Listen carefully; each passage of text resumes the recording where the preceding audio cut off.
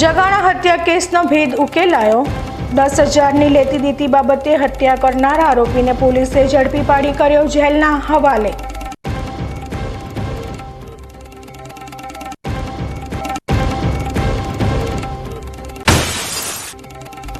ડીસાના ભોપાનગર વિસ્તારમાં પાલિકા દ્વારા ખોદવામાં આવેલા ખાડા સ્થાનિકો માટે બન્યા મુસીબતનું મોટું કારણ।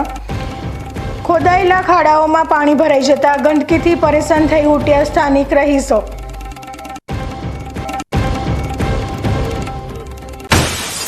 પાલનપુરમાં ચાંદીપુરા વાયરસને લઈ પુણેથી દોડી આવેલી ટીમે હાથ ધરી તપાસની તજવીજ।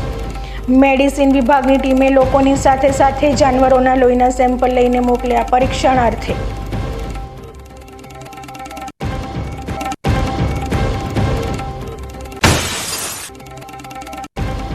છેલ્લા 10 વર્ષમાં ડીસામાં કેવો રહ્યો ચોમાસાનો મિજાજ?